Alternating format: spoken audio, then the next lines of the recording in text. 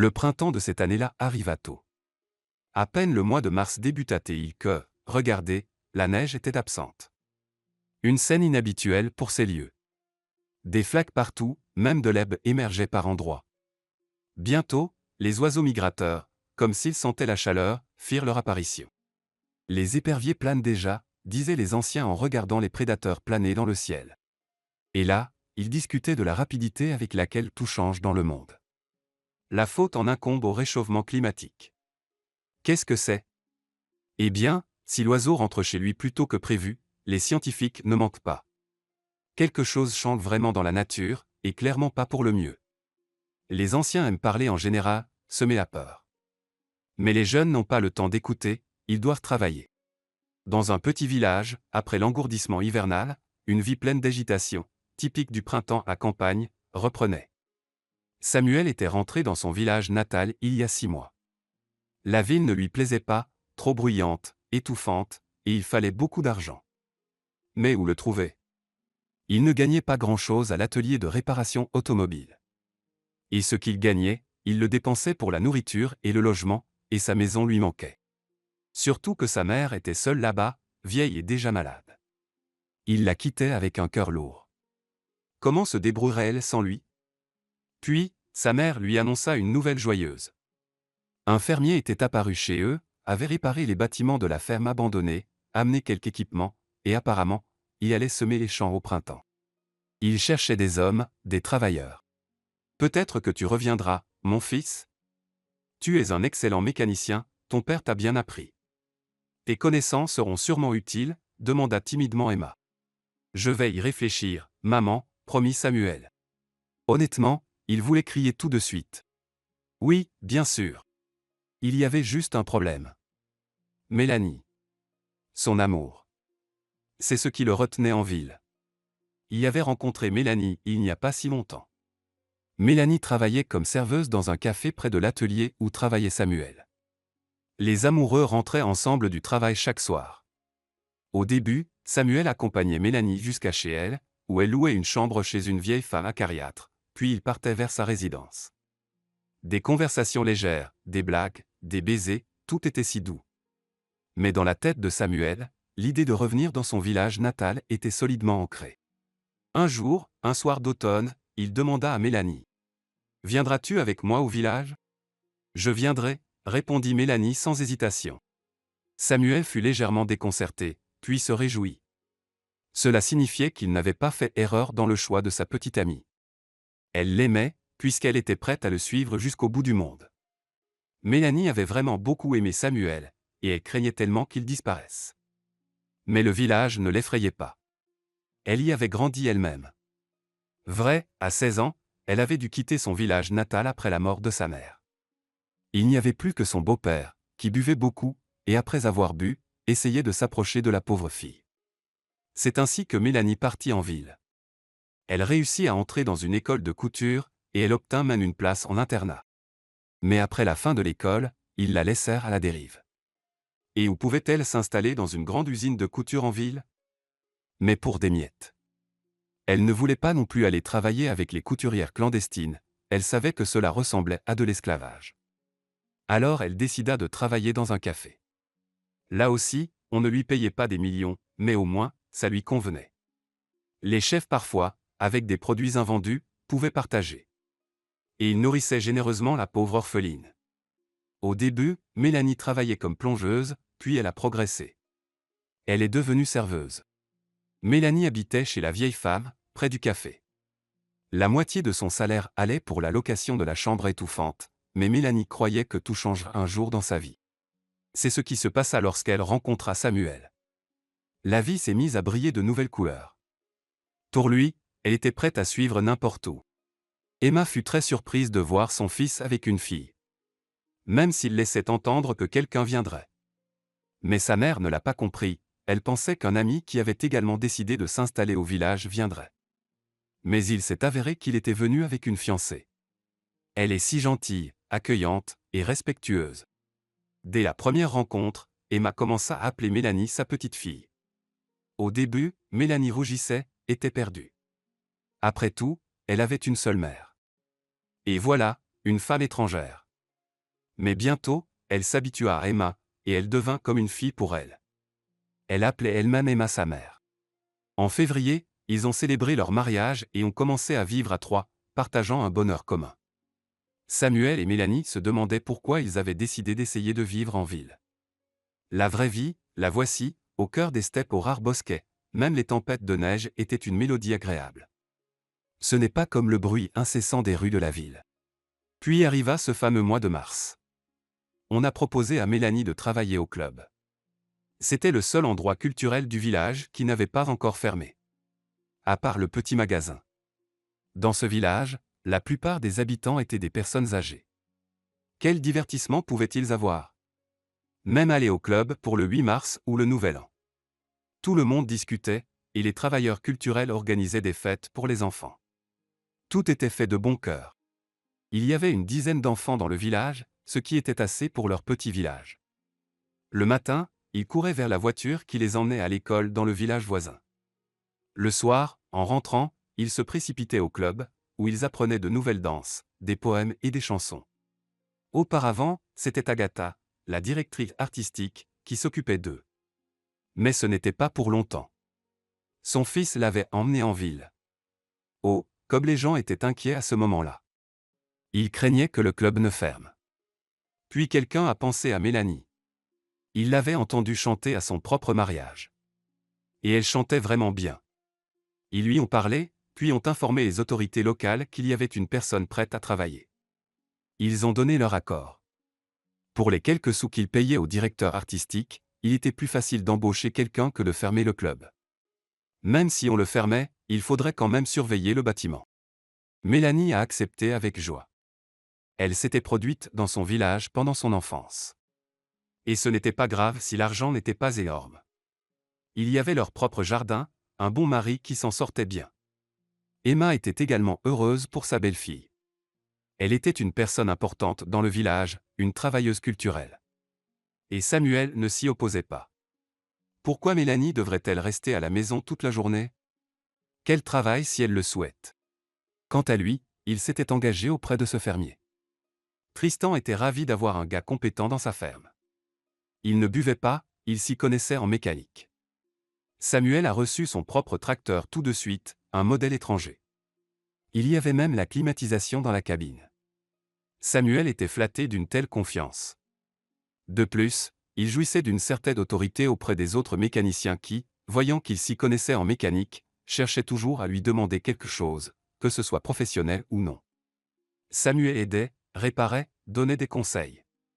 Il était prêt à aider en général.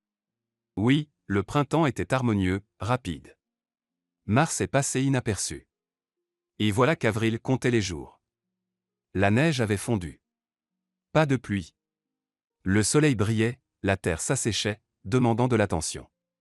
Les hommes n'avaient pas eu le temps de se retourner que déjà il était temps de sortir dans le champ. La terre s'était reposée pendant quelques années. Ils connaissaient leur métier. Samuel aussi. Il partait dans les champs le matin, et jusqu'au soir. Un matin, Mélanie se réveilla la première, alertée par une angoisse incompréhensible, comme si quelqu'un lui avait tiré sur l'épaule. Elle ouvrit les yeux, Samuel dormait paisiblement à côté d'elle, Emma était dans sa chambre. Mélanie soupira, chassant toutes les inquiétudes, se blottit contre son mari. Comme il était cher. Une vague de tendresse l'envahit. Comme elle était heureuse que la ville ait amené à Samuel. L'unique, pour toute la vie. Mélanie embrassa doucement le bout du nez chaud de son mari, il dort et ne sait rien. La jeune femme sourit. Oui, aujourd'hui elle lui dirait certainement. Mélanie se pressa davantage contre son mari et commença à ronronner de plaisir, imaginant la joie de son mari. Oui, ils auraient un bébé. C'était sûr. Mélanie, hier matin, avait été confirmée à la clinique du district, et Samuel était rentré tard du champ, elle avait décidé de le réjouir le matin. Samuel ouvrit les yeux, sourit. Mélanie, tu es déjà réveillée. Pourquoi si tôt? Dors, ma chérie. Il serra sa femme dans ses bras et elle s'endormit. Samuel se lève tranquillement et se rend dans la cuisine. Sur la table, préparée par Mélanie depuis le soir, sous une serviette blanche, son petit déjeuner préféré, ses crêpes préférées, l'attendaient. La bouilloire gronde et Mélanie sursaute. Elle a failli ne pas se réveiller pour envoyer son mari au champ. Non, il a toujours été comme ça, il se préparait tranquillement, prenait un sac de provisions, lui aussi préparé le soir, et partait au travail, ne voulant pas réveiller sa femme. Il ne se rend pas compte, bêtement, qu'elle est heureuse de le voir partir. Et aujourd'hui, je dois lui dire la chose la plus importante. Quand Samuel l'apprendra, il sera heureux de travailler toute la journée. Mélanie est à peine sortie du lit qu'elle entend soudain un chien aboyer dans la cour et des voix d'hommes. La jeune femme regarde anxieusement par la fenêtre et sursaute. Une brume d'un blanc laiteux recouvre l'aube à peine ébranlée. Où était-ce de la fumée? Mélanie croit même sentir une odeur de fumée. Tristan et Tyler, l'un des mécaniciens, traversaient rapidement la cour en direction de la maison. Samuel, lui aussi, avait entendu les premiers visiteurs et se hâtait déjà de sortir. Ils discutèrent de quelque chose sous le porche, puis Samuel retourna à la maison et commença à faire ses valises en toute hâte. « Qu'est-ce qu'il y a » demanda Mélanie, regardant anxieusement à l'extérieur de la chambre. « Le champ est en feu » répondit rapidement Samuel. « C'est loin de chez nous, mais il y a tellement de vent que c'est forcément là. Il faut éteindre le feu tout de suite. » Mélanie sursaute en imaginant les problèmes que le feu pourrait causer. « Qu'est-ce qu'il y a, chérie ?» Samuel sourit affectueusement. « Ne t'inquiète pas, nous allons vaincre ce feu en rien de temps. » « D'où vient-il ? » Les hommes disent qu'il vient de la région voisine. « Samuel, fais attention dehors. » S'exclame Emma, qui s'est également réveillée et se précipite vers son fils. « Ne sois pas trop héroïque. »« Tu as appelé les pompiers ? » ?»« Oui, mais jusqu'à ce qu'ils arrivent. » Samuel fait un signe de la main en signe d'agacement, puis sourit. « Prends soin de toi, » murmure Mélanie. Mélanie se tint sur le pas de la porte et observa le pas rapide de Samuel qui se dirigeait vers les hommes, et une sorte d'anxiété lui serra douloureusement le cœur. C'est peut-être parce qu'elle n'a pas dit à Samuel la chose la plus importante. Ce n'est pas grave, il le découvrira en rentrant à la maison. Mélanie rentre dans la maison. Il n'a même pas eu le temps de boire son thé, remarque-t-elle avec agacement en entrant dans la cuisine, et comment fait-il ? Il a faim. Il a toujours été comme ça, soupire Emma. Dès qu'il se passe quelque chose quelque part, il court pour aider. Si Dieu le veut, ils auront fini dans 1 heure. Peut-être que Tristan les laissera faire une pause, mais probablement pas. Les 2 femmes restèrent silencieuses, et un malaise s'installa dans leur cœur, comme une toile d'araignée autour de leurs entrailles. La fumée empestait déjà si fort qu'il était difficile de respirer. Le feu de la steppe avait déjà atteint la zone la plus proche du village. Les branches à la lisière de la forêt crépitaient, l'épais coussin de feuilles mortes couvait, et les oiseaux, qui s'étaient déjà installés sur leur nid, se cachaient. Ils mourront, mais ils n'abandonneront pas toute leur progéniture. D'autres membres de leur famille hurlaient désespérément dans la forêt, et c'était effrayant, la douleur et l'horreur s'entendaient dans leur polyphonie. Les hommes se précipitent pour éteindre le feu avec des pelles, des fourches et des chiffons. Bientôt, un tonneau d'eau est apporté et les choses s'accélèrent. Samuel sur son tracteur labourant la forêt, le champ, proche du village, pousse un cri d'horreur. Du champ au lac, une colonne de feu s'élève. Apparemment, le feu a rampé le long de l'Elbe comme un serpent, puis, sous l'effet du vent, il a pris de la force et s'est élevé. Encore un peu, et il se répandra dans les roseaux, et là. Ce n'est pas bon. Tout le lac va s'enflammer. Il y a tellement de roseaux là-dedans, et il y a un oiseau qui est assis là-dedans, et il ne sortira pas du nid. Tout le monde va mourir. Samuel, voyant un tel désastre, se précipita à toute vitesse pour barrer la route au feu, pour labourer le chemin. Les hommes suivent. Tout le monde lutte contre le feu et maudit les pompiers. Où sont-ils tous ? Pourquoi ne viennent-ils pas à l'aide ? Et ce n'est qu'après avoir écrasé le feu, l'avoir éloigné du lac, que le son tant attendu des sirènes s'est fait entendre. Les pompiers ont terminé le travail des hommes, ont établi des protocoles, des rapports et sont partis, et les hommes dans tout cela ont au moins un peu repris leurs esprits. Quelle matinée d'entraînement ils ont eue. Mais le lac a été sauvé et la forêt a été presque entièrement préservée. Bien sûr, nous devons encore la surveiller, mais le plus gros du travail est fait. Les hommes pensaient que Tristan les laisserait rentrer chez eux, se reposer, se changer, manger un morceau. Tous étaient assis à l'orée de la forêt, se remettant de ce qui s'était passé, discutant. Mais le fermier en décida autrement, il s'approcha et donna immédiatement un ordre. Nous devons finir de clouer l'humidité dans le champ le plus éloigné.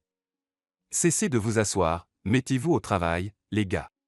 L'un des ouvriers demande à ce qu'on lui laisse quelques heures pour se reposer. Mais le propriétaire reste sur ses positions. La terre est en train de sécher, tout doit être fait à temps. Et celui qui n'aime pas cela est libre. Seul le calcul ne peut pas attendre.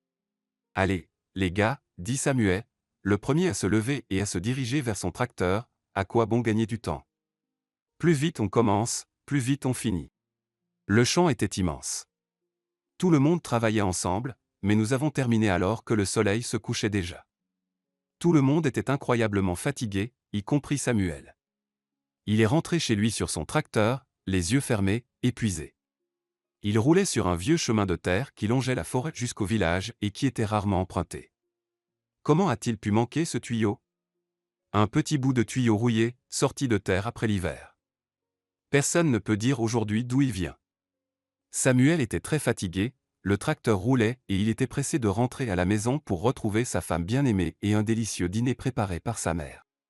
À pleine vitesse, il s'est heurté à ce morceau de fer. Le tracteur, heurtant l'obstacle, s'est déporté sur le côté, et il y avait une forte pente. En quelques secondes, le tracteur s'est soudainement incliné sur le côté, puis s'est effondré sur la route. Tout cela s'est passé sous les yeux de Bernard, qui conduisait derrière Samuel. Bernard a sauté de son tracteur et s'est précipité pour sauver son ami. Le tracteur est couché sur le côté et Samuel se trouve à l'intérieur. Il est très contusionné, les éclats l'ont blessé. Il saigne. Il est inconscient. Les autres hommes sont venus et ont sorti Samuel, mais il était inconscient. Tristan est arrivé, et la première chose qu'il a faite a été de regarder le tracteur. Il a serré les dents en voyant ce qui était arrivé à son beau garçon. Puis il a regardé l'ouvrier. Tristan, lui cria Bernard, Samuel doit être transporté à l'hôpital immédiatement. Amène ta Jeep, on va le mettre sur la banquette arrière. À quoi sert la Jeep? Répond froidement le propriétaire, appelle une ambulance. Samuel sera peut-être mort quand l'ambulance arrivera, crient les deux hommes en même temps. Il va mettre du sang partout dans mon salon, dit Tristan, allez-vous le nettoyer après? Tu as détruit le tracteur, maintenant tu veux salir ma voiture. Tristan sauta dans sa Jeep, cria qu'il avait appelé une ambulance et partit. L'ambulance tarde à venir et Samuel ne reprend pas ses esprits. Ils ont pensé l'emmener sur un tracteur, mais celui-ci l'aurait secoué sur la route et n'aurait fait qu'empirer les choses. Enfin, ils entendent le son d'une sirène lointaine. Ils poussent un soupir de soulagement, ils vont pouvoir sauver Samuel à temps. Mélanie apprend par Bernard ce qui est arrivé à Samuel. Il a accouru comme un homme effrayé et lui a tout raconté. Les yeux de la jeune femme sont devenus noirs et ses jambes ont lâché. Bernard a à peine le temps de la rattraper. Qu'est-ce qu'il y a? Qu'est-ce qu'il y a? Dit-il avec effroi, tout va s'arranger. Tu verras. Le médecin de l'ambulance a dit qu'ils allaient lui faire une transfusion sanguine et qu'il se remettrait. Il faut que j'aille le voir, chuchote Mélanie, il faut que je sois là pour lui. C'est la nuit. Repose-toi et ne dis rien à Emma, sinon son cœur risque de lâcher. Mélanie soupire lourdement. Elle n'avait pas besoin de dire quoi que ce soit. Un cri retentit dans le couloir, puis le bruit d'un corps qui tombe. Elle et Bernard se sont précipités dans la maison et Emma était allongée, elle entendait sa belle-fille parler à l'ami de son fils. Mélanie ramena sa belle-mère à la raison, la conduisit dans sa chambre, puis toutes deux restèrent assises, silencieuses, ne pensant qu'à une chose. Samuel ira mieux. Mélanie compose le numéro du service de chirurgie de l'hôpital de district. Jeune fille, il est 6 heures du matin. Pourquoi appelez-vous si tôt? Entendit-elle une voix féminine mécontente au téléphone. Excusez-moi, chuchote Mélanie, je voudrais savoir comment Samuel se porte après l'accident. On vous l'a amené hier soir. La voix dans le combiné s'est tue. Vous m'entendez? Allô, dit Mélanie d'une voix plus forte. Ma fille, appelle-moi après 9 heures quand les médecins arriveront, a répondu la personne au téléphone. D'accord, j'appelle. Dis-moi juste s'il est revenu à lui. La personne ne répond pas. Un petit bip retentit dans le combiné. Emma jeta un coup d'œil dans la pièce. Que disent les médecins? Demanda-t-elle à voix basse. Ils disent que c'est bon, a menti Mélanie. Les médecins en diront plus après 9 heures. L'important, c'est qu'il soit en vie, dit Emma en expirant. Vivant, répéta Mélanie. Une demi-heure plus tard, elle se précipite à l'arrêt de bus. Mélanie a finalement décidé d'aller à l'hôpital. Elle devait parler au médecin. Peut-être pourra-t-elle voir son mari. L'arrêt de bus se trouve à l'extérieur du village, à 2 kilomètres de là, sur l'autoroute. C'est ce qu'avaient décidé les autorités du district, et maintenant, par mauvais temps, les quelques villageois devaient parcourir près de 2 kilomètres pour se rendre au centre du district. Heureusement, il faisait chaud ce matin de mai. C'était le printemps, la nature était odorante et joyeuse. Le soleil du matin, comme baigné de rosée, souriait et donnait généreusement sa chaleur. Le cœur de Mélanie se sentait lui aussi plus chaud. L'anxiété s'est un peu dissipée. Pour une raison ou pour une autre, elle se dit que tout ira bien. Une Jeep rattrapa Mélanie non loin de l'arrêt de bus. Tristan a regardé par la fenêtre et lui a proposé de l'emmener. Mélanie a d'abord voulu refuser, parce qu'elle avait entendu comment le fermier s'était comporté hier. Mais elle s'est dit qu'il avait peut-être compris. Elle serait confortablement installée, et c'est tout ce qui comptait. Dans sa position, elle devait être prudente, et le bus était si secoué. En chemin, Tristan a posé des questions sur Samuel, sur Emma. Puis, près de l'hôpital, il dit soudainement à Mélanie. « Oui, laisse Samuel aller mieux. Il a fait des bêtises, maintenant il a le tracteur sur la conscience. »« Qu'est-ce que tu veux dire » dit Mélanie, confuse. « C'est comme ça. Quand je l'ai embauché, il a signé un papier disant qu'il était responsable de la sécurité de l'équipement. Et là, il a pratiquement abîmé le tracteur. Alors Mélanie, il va devoir me dédommager pour les dégâts. Cela va représenter $20 000 de réparation. 20 000 $? Pâlit Mélanie, où allons-nous trouver cet argent? Tu sais que nous vivons très modestement. Et c'est ce qui vous préoccupe. Quand elle sortira de l'hôpital, laissez votre mari réfléchir à la façon dont il va me rembourser. Qu'il fasse un emprunt. Je m'en moque. Il doit rembourser l'argent. Comment est-ce possible, s'indigne Mélanie, c'est vous qui avez provoqué cette situation. On m'a dit que vous n'aviez pas laissé les hommes se reposer après l'incendie. Ils ont été fatigués toute la journée. Et quand Samuel s'est écrasé, vous ne leur avez même pas donné d'aide. Et je ne suis pas médecin, sourit le propriétaire, et puis, on l'a aidé. Que attendez-vous de plus de moi? Très bien, laissons-le aller mieux. Mélanie a sauté de la voiture sans remercier le chauffeur. Une fois de plus, le cœur de la jeune fille se serre de lourds pressentiments, que va-t-il se passer d'autre? Elle entra dans la salle d'urgence, inquiète, et regarda autour d'elle, impuissante.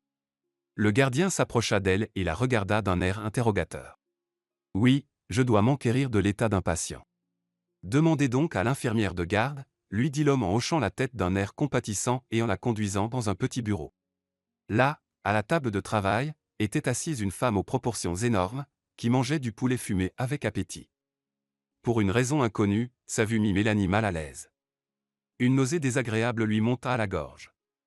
La femme, la voyant, s'essuya précipitamment la bouche et, finissant le dernier morceau, demanda. « Qu'est-ce que vous venez faire ici? Pour une hospitalisation? » « Non, je voudrais savoir comment se sent Samuel, qui a été amené hier après l'accident. » L'infirmière hausse les sourcils en refermant la barquette de poulet, appelée la chirurgie. « Je l'ai fait, mais ils m'ont dit de rappeler plus tard. »« Mais vous voyez, je ne peux pas rester là à attendre. »« Qu'est-ce qu'il y a à attendre ?» renifle l'infirmière avec indifférence. « Votre Samuel est mort, ils l'ont déjà emmené à la morgue. »« Mort comment ?» murmure Mélanie. Ses yeux sont devenus noirs et elle ne se souvient plus de rien. La jeune fille s'est réveillée avec une odeur âcre. Cette même tante lui piquait littéralement le nez avec un coton-tige d'ammoniac. Mélanie est allongée sur le canapé, dans le même bureau. « Voilà, elle est réveillée, » dit l'infirmière avec satisfaction. « Zoé, éloigne-toi de la fille, j'ai compris. Rentrez chez vous. » Une autre voix se fait entendre, un peu indignée, et dure.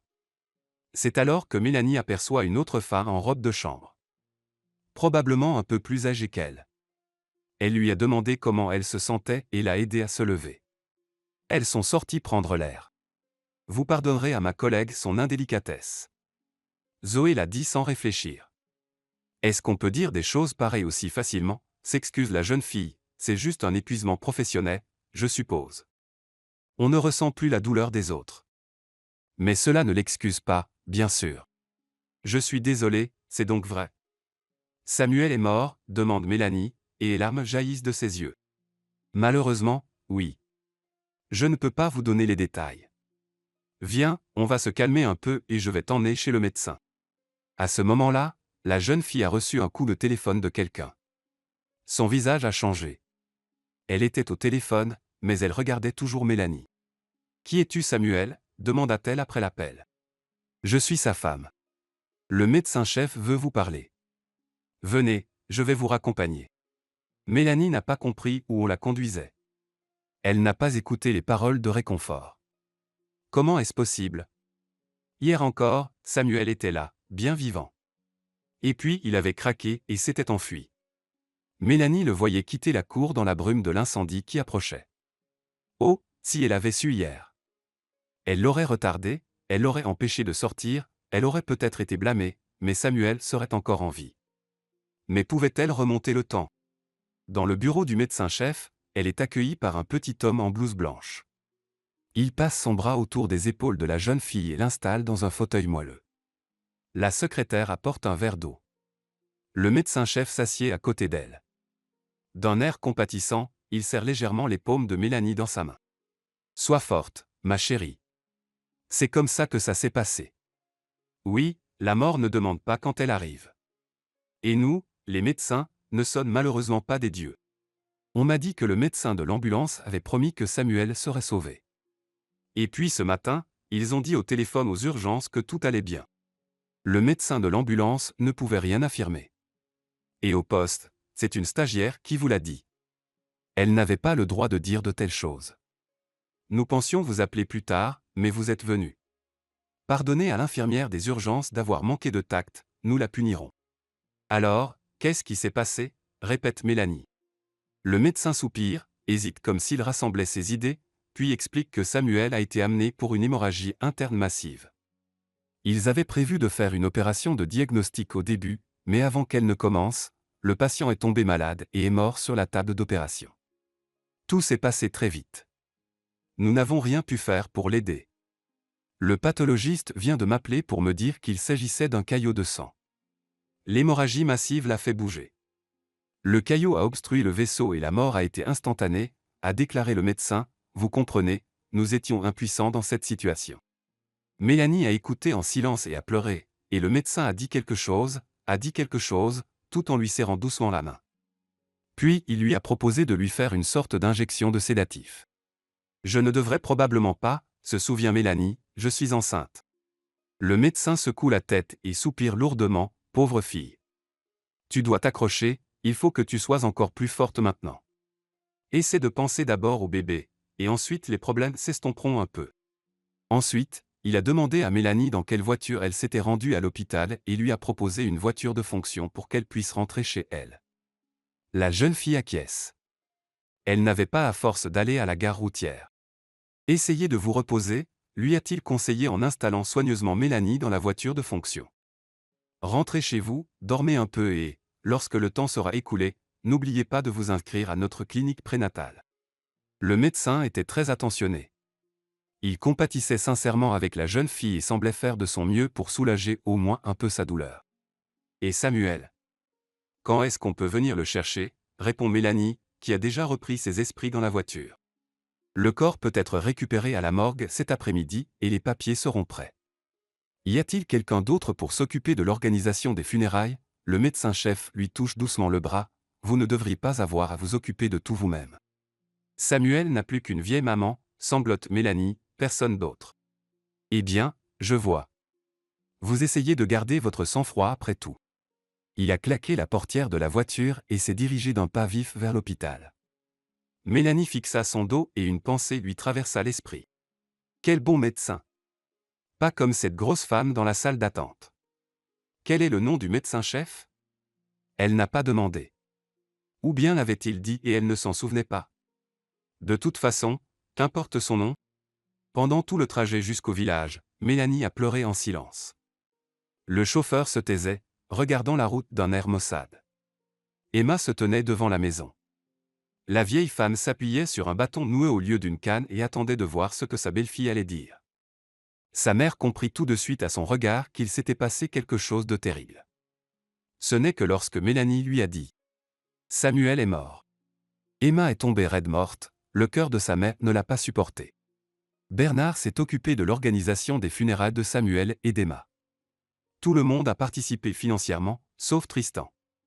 Dès qu'il a appris la mort de Samuel, il s'est précipité chez Mélanie en criant qu'elle devait maintenant rembourser la dette pour la réparation du tracteur. La pauvre femme n'a pas pu lui répondre. Elle se contente de pleurer à chaudes larmes. De quelle réparation pouvait-elle parler maintenant, alors qu'elle avait perdu son mari et sa belle-mère, qui était comme une mère pour elle? Et Tristan n'arrêtait pas, menaçait de porter plainte. Puis, il y a eu l'enterrement, la veillée. Mélanie ne se souvenait pas très bien de tout cela. Grâce aux voisins. Et tous les autres villageois. Ils l'ont soutenue du mieux qu'ils ont pu. Il est difficile d'imaginer comment la jeune femme a pu survivre à tout cela. Il est également difficile de comprendre comment elle n'a pas perdu son bébé à cause de cette expérience. Mais c'est probablement cette petite vie, qui venait de naître à l'intérieur de Mélanie, qui lui a donné de la force. Mais c'était tellement amer et douloureux. Elle n'avait jamais dit à son mari qu'ils allaient avoir un bébé, n'est-ce pas? Elle n'en avait pas eu le temps. Et Emma n'était pas heureuse de cette nouvelle. Maintenant, il serait protégé sur terre par les anges. Le temps passa et la douleur s'atténua un peu. Il fallait passer à autre chose.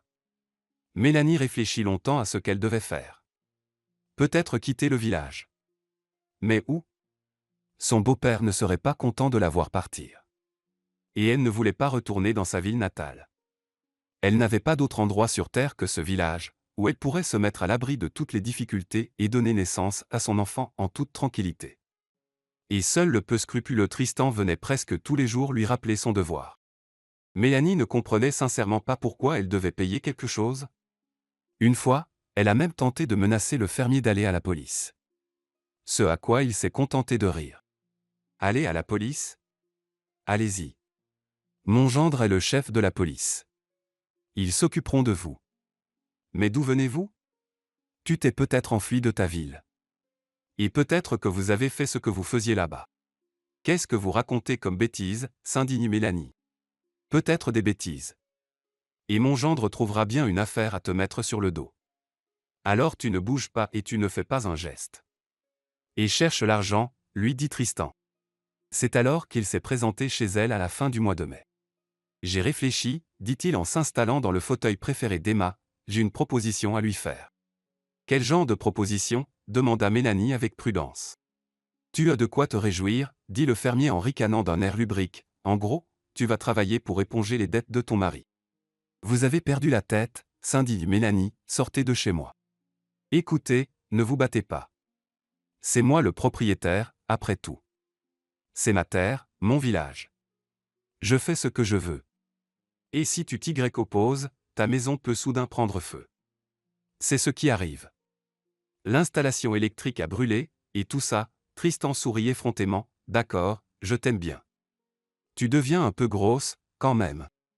Honte à toi, s'indigne Mélanie, va-t'en. Si tu ne veux pas le faire à la dure, je le ferai à la dure. Tristan se leva et s'approcha d'elle.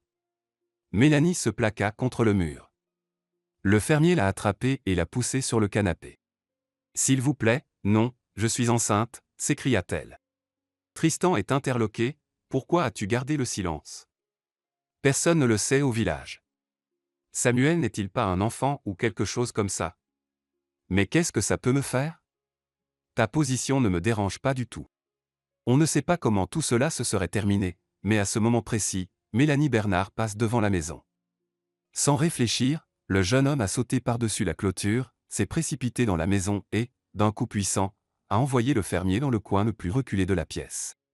Bâtard, murmure Tristan en frottant sa mâchoire meurtrie, vous en répondrez tous les deux. Vous, Bernard, vous répondrez demain de la bastonnade.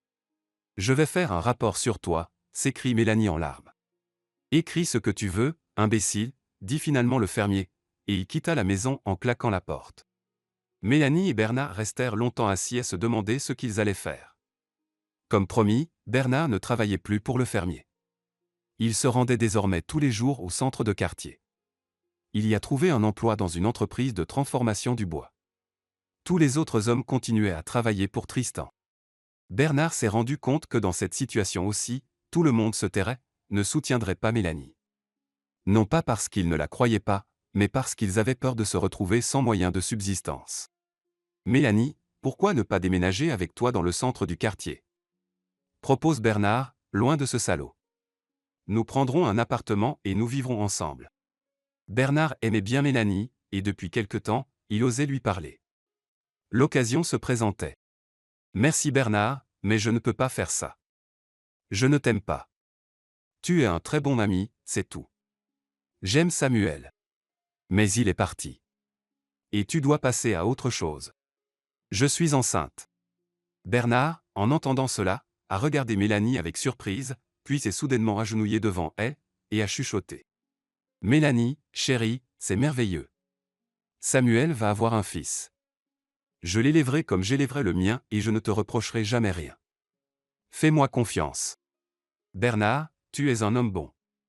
Je suis désolé, je ne peux pas faire ça. Comprends-moi. Bernard se releva, soupira, acquiesça. Et sur le seuil, il s'est déjà retourné et a dit. Je comprends tout, et tu me pardonnes. Et sache que je t'aiderai toujours. Tu n'as qu'un mot à dire. Et ne t'inquiète pas pour Tristan. Je crois que je sais comment le calmer. Et il partit. Mélanie ferma la porte à clé et resta éveillée la moitié de la nuit. Elle se demandait ce qui allait se passer ensuite. C'était un peu gênant de faire ça à Bernard, mais elle était honnête. Elle ne l'aimait pas. Que dit le cœur? C'est bon, mon petit, on va s'en sortir, murmura-t-elle en caressant son ventre à peine visible, tout va bien se passer. Maman est avec toi, et papa et grand-mère sont là-haut, au ciel, à nous regarder. Ils sont toujours avec nous. Le soir suivant, le fermier revint. En le voyant, Mélanie pâlit d'horreur. La journée d'hier allait-elle se répéter? Eh bien, dit Tristan d'un ton sombre, je ne te toucherai plus. Vis, mais essaie de ne pas me montrer ton visage. Il se retourna et partit, laissant Mélanie complètement déconcertée. Qu'est-ce qui se passe? Pourquoi le fermier avait-il changé si soudainement? Elle ne savait pas qu'il s'agissait de Bernard. Chaque agglomération plus ou moins importante a son propriétaire. Et ce ne sont pas des citoyens respectueux des lois. Aussi étrange que cela puisse paraître, ils sont honorés et respectés par les autorités locales. La police ne les touche pas. Parce que ses camarades, ses mécènes, ses sponsors et ses petits escrocs aident la police à les retrouver. Il y avait un tel gardien dans ce quartier. C'est lui que Bernard est allé voir. Caleb était majeur, il avait fait plusieurs séjours en prison. Il est maintenant installé dans un centre de quartier éloigné, où il vend des fruits et des légumes. Il y avait plusieurs points de vente. Entre-temps, il faisait de bonnes actions et résolvait des conflits pour lesquels les gens n'osaient pas s'adresser à la police. Bernard est entré en contact avec lui par l'intermédiaire du propriétaire de la scierie. Il lui a demandé de le piéger en lui expliquant la situation. Cette femme doit vous être très chère pour que vous vous impliquiez autant, a fait remarquer le propriétaire. En effet. Son mari était un de mes amis. Elle est seule maintenant, enceinte. Et ce vieux bouc a décidé qu'il pouvait faire ce qu'il voulait. Le propriétaire est un homme compréhensif et juste. Il contacte immédiatement Caleb et, une heure plus tard, Bernard est déjà chez lui. Pour le vieil Azerbaïdjanais, les principales valeurs, malgré son passé douteux, étaient la famille et les enfants. Il a donc accepté d'aider à calmer le fermier déchaîné. Après le départ de Bernard, il téléphone au chef de la police. Écoute, dit Caleb, après une salutation et quelques mots sur la météo et sa vie personnelle, il y a un gamin qui vient me voir et qui se plaint de ton beau-père. Il m'a dit ce que faisait Tristan. Le chef de la police n'était pas sans savoir ce qui se passait, mais il préférait rester discret. Le chef de la police jurait de faire entendre raison à son beau-père et Tristan s'est bientôt retrouvé dans le bureau de son gendre. On ne sait pas de quoi ils ont parlé, mais le fermier est sorti du bureau rouge comme un cancer. Il est ensuite rentré chez lui et a parlé à Mélanie. Il lui a promis de ne pas lui faire de mal. Et il a tenu parole. Mélanie expire. Elle ne croyait même pas qu'il n'y aurait plus de bouleversement. Mais il y en a eu. Elle vécut tranquillement, se rendit régulièrement à la clinique prénatale, se prépara à devenir mère. Bernard lui rendait visite de temps en temps, mais ils restaient amis. Bernard n'a jamais parlé du fait que Mélanie avait accepté d'être avec lui. Il a compris que le cœur de la jeune femme lui était fermé. Même s'il l'aimait sincèrement. Bernard aidait Mélanie à la maison. En août, il lui apporta du bois et du charbon, répara un peu le toit. En général, la vie continue comme d'habitude. À l'hôpital du district, le cas d'un patient décédé sur la table d'opération a commencé à être oublié. Eh bien, cela arrive. D'autant plus que dans ce cas, les médecins n'ont pas commis de faute. Tous les documents en parlent. Et seul le jeune chirurgien savait ce qu'il en était vraiment. Il savait, et il s'est tu, parce qu'il ne pouvait rien changer. Calvin est né et a grandi dans ce centre de quartier. Depuis son enfance, il rêvait de devenir médecin. Mais il s'est rendu compte qu'il avait peu de chance. Il est issu d'une famille simple. Sa mère était vendeuse dans un magasin. Son père était chauffeur de bus. Ses parents n'avaient pas les moyens de payer ses études. Et faire des études de médecine gratuitement, c'est comme aller dans l'espace, c'est une chimère. Mais Calvin avait un ami, Earl. Ils étaient dans la même classe. Earl était un élève brillant, un tyran. Il se battait avec quelqu'un et Calvin devait se battre. Que pouvait-il faire d'autre? C'était un ami. Les professeurs ne grondaient jamais Earl. Et comment aurait-il pu le faire? Ses parents sont très respectés dans le quartier. Son père est le médecin-chef de l'hôpital. Sa mère est une collègue, enseignante à l'école primaire. Mais Calvin est régulièrement convoqué dans le bureau du directeur pour savoir avec qui il s'est encore battu. Pourquoi a-t-il cassé une vitre ou perturbé un cours? Bien sûr, Calvin n'a pas cassé de fenêtre, ni appuyé sur la sonnette dans le couloir, il était juste là à ces moments-là. C'est Earl qui l'a fait. On ne peut pas dénoncer un ami. Alors Calvin s'est tu. Et puis il en a fait les frais, une réprimande de ses professeurs et les reproches de ses parents. Les parents, d'ailleurs, ont tout compris et ont reproché à leur fille de couvrir son ami. Calvin s'est contenté de répéter. Ce sont des amis. Les amis ne donnent pas leurs amis. Au fil des ans, les cas de ce genre se sont raréfiés. Earl s'est calmé et Calvin est devenu un élève assidu. En 11e année, lorsque la question de sa future profession s'est posée, Calvin a dit honnêtement à ses professeurs qu'il rêvait de devenir chirurgien. Il a bien étudié et, bien sûr, il peut essayer. Les professeurs se contentent de hausser les épaules, confus. Il serait difficile d'y entrer. Earl, en regardant son ami, a également dit qu'il serait médecin. Ses professeurs le soutiennent. Tu voulais être avocat, n'est-ce pas? Se demande Calvin, ou ton père insiste-t-il? Cela n'a rien à voir avec mon père, avoue Earl. J'ai juste pensé que nous devions continuer à nous serrer les coudes. Nous sommes amis. Amis, acquiesce Calvin, mais je ne pense pas que je serai admis. Vous serez tous les deux admis, vous verrez, lui dit Earl en lui faisant un clin d'œil. Bientôt, Calvin et ses parents furent convoqués dans le bureau du médecin-chef, et le père d'Earl, Edward, proposa de l'envoyer à l'école de médecine. C'était beaucoup plus facile d'y entrer et l'hôpital était obligé de payer les frais de scolarité. Bien entendu, les parents de Calvin ont accepté avec joie. Il va sans dire qu'Earl a reçu la même proposition. Les deux garçons ont été admis. Calvin a passé les examens avec brio. Earl n'a pas eu autant de succès. Mais tous deux ont passé le concours dans la direction visée, et leur vie d'étudiant a rapidement commencé. Ils vivent dans le même dortoir et étudient dans le même groupe. Earl était devenu plus sérieux au fil des ans, il s'investissait dans ses études, mais c'était difficile pour lui, contrairement à Calvin. Ce dernier saisissait tout à la volée. Il aidait aussi son ami à rédiger des dissertations, et lors des examens, il parvenait à lui donner un conseil. Au moment où ils doivent choisir leur spécialisation, ils font partie des meilleurs élèves. Ainsi, l'un, comme il en rêvait, commença à apprendre les subtilités de la chirurgie. L'autre s'est orienté vers l'anesthésiologie. Certes, le père d'Earl jetait souvent un coup d'œil à l'institut, s'informait des études de son fils et, manifestement, ses succès étaient soutenus financièrement. Mais personne ne se plaignait. Ni les professeurs, ni Earl lui-même. Calvin a étudié seul. Il a tout accompli de sa propre tête et de ses propres mains. Les années d'études passaient inaperçues. Il n'était pas nécessaire de se préoccuper de trouver un emploi. Bref, les garçons revenaient de bonne humeur. L'humeur de Calvin s'est un peu assombrie lorsqu'il s'est vu refuser un logement de service en tant que jeune spécialiste. Il a vécu avec ses parents âgés. Mais Earl se voit immédiatement attribuer un appartement de 2 pièces dans un nouvel immeuble de 3 étages au centre du village. Et peu importe que ses parents aient une maison de maître à 2 étages. Calvin en est un peu blessé, mais il n'en laisse rien paraître. Il s'est rendu compte qu'en vivant dans la maison de ses parents, il aiderait davantage son père et sa mère. Il veillerait sur leur santé. Et Earl?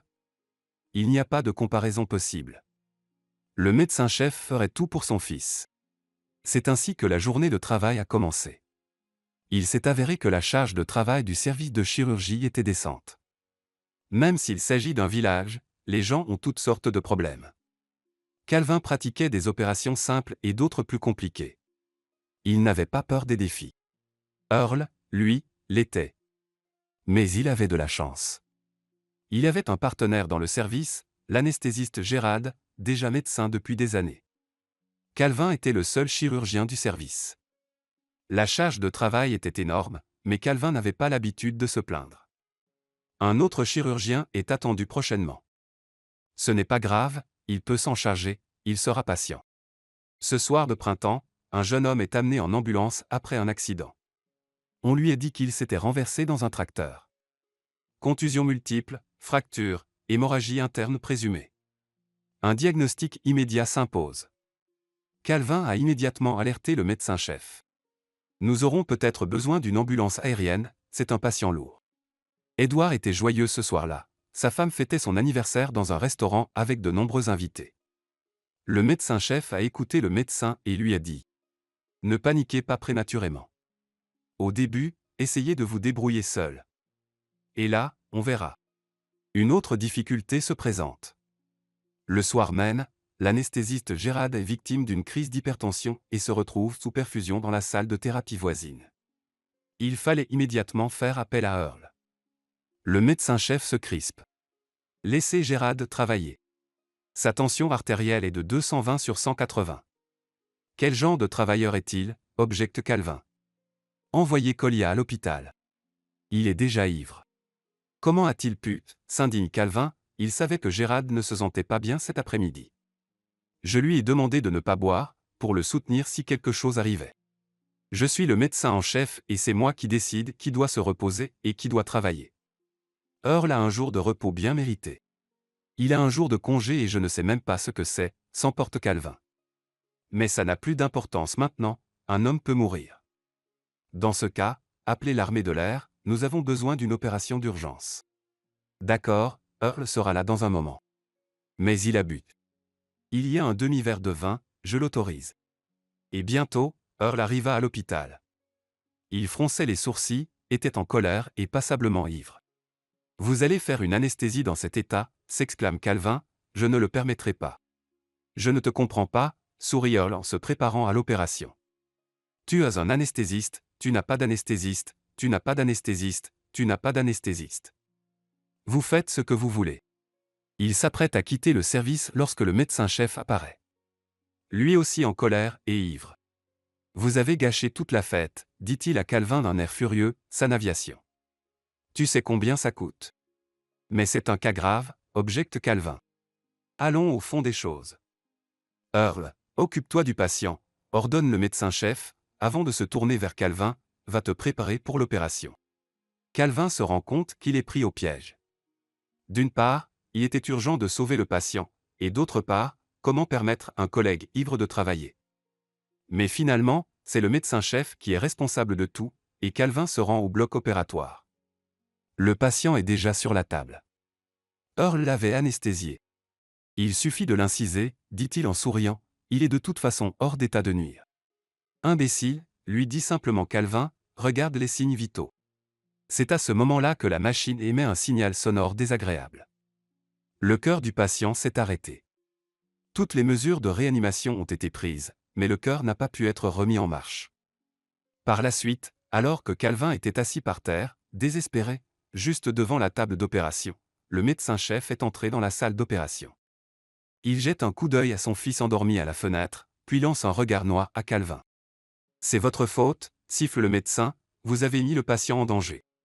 L'infirmière, qui était à ses côtés depuis le début, n'a pas pu se taire et a pris la défense du chirurgien. Calvin n'avait encore rien fait quand le cœur s'est arrêté. Je peux le confirmer. Confirmez, vous dites, dit lentement le médecin en chef, c'est bien. En fait, je conseille à tout le monde de se taire. Le patient est mort parce qu'un caillot s'est détaché. Vous le savez sans autopsie, demanda Calvin d'un air fatigué, et il tourna les yeux vers Earl.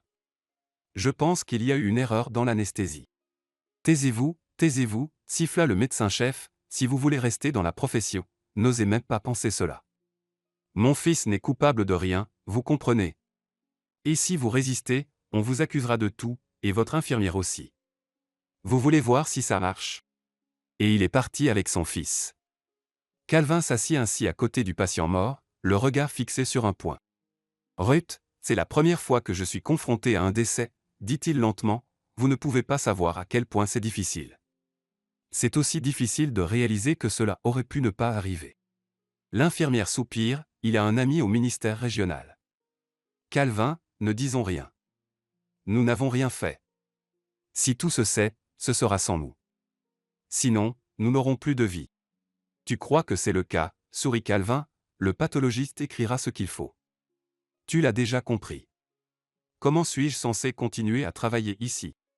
Travailler et se taire. Calvin répond par un hochement de tête fatigué, et le mystère ne dépasse pas le service de chirurgie.